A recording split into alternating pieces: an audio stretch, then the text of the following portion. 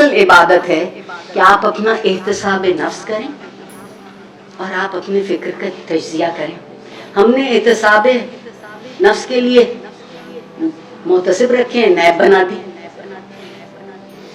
فکر کے تجزیے کی ہمیں اس لیے ضرورت نہیں کہ ہم زیادہ سوچتے نہیں ہیں، خود کو پریشان نہیں کرتے، ہمیں پریشانی سمجھ میں نہیں آتی.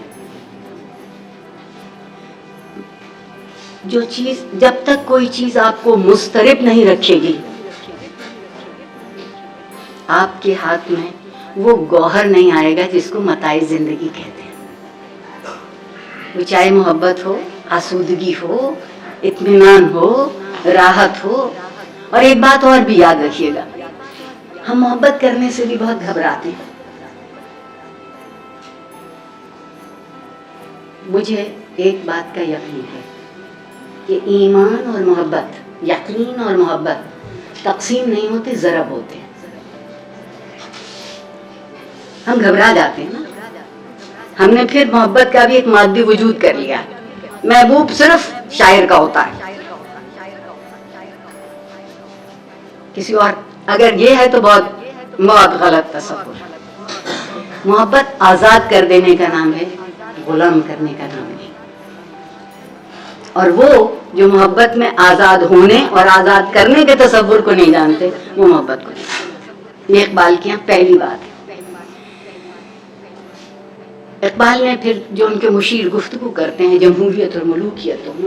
ملوکیت میں ایک فرد واحد کی حکومت ہوتی ہے، اور اقبال کے دشمن جو اقبال کو نہیں سمجھتے کہتے ہیں وہ جمہوریت کے بھی خلاف ہے.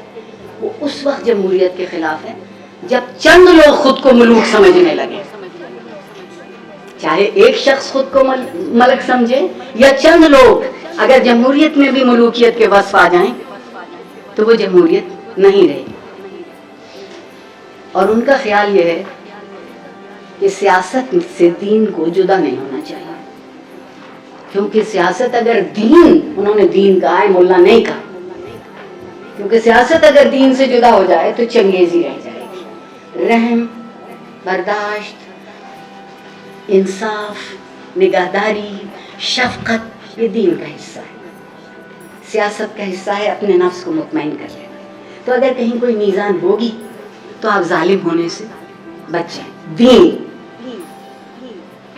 ہم ہمیشہ یہ کہتے ہیں ہمارا مذہب اسلام ہے. ہم بہت سچ بولتے ہیں، ہم نے کبھی نہیں کہا کہ ہمارا دین اسلام ہے. کسی نے نہیں، بہت ہمارا مذہب اسلام ہے، لا الہ الا اللہ محمد رسول اللہ. مطلب دین کیا ہے، اس کی گفتگو کیجیے. دین تو دراصل وہ قدریں ہیں، وہ اصول ہیں، زندگی کے وہ پیمانے ہیں. مجھے بتا دیجئے، کوئی مذہب بتا دیجئے، کوئی فلسفی بتا دیجئے، کوئی سوچنے والا بتا دیجئے جس نے یہ کہا ہو کہ جھوٹ بولا کرو. وہ کافر ہو، غیر کافر ہو، ماننے والا ہو، نہ ماننے والا ہو، یہ نہیں کہتا کہ جھوٹ بولنا چاہیے. اس کا مطلب یہ کہ جھوٹ ایک ایسی آفاقی قدر ہے، پروردگار کی ایک ایسی میزان ہے کہ اس کی تردید کے سوا کوئی دوسرا راستہ نہیں ہے سوچنے سمجھنے والے کے پاس. تو ہمیں دراصل تلاش یہ کرنی ہے کہ وہ راستہ کون سا ہے جس پر ہم رہیں.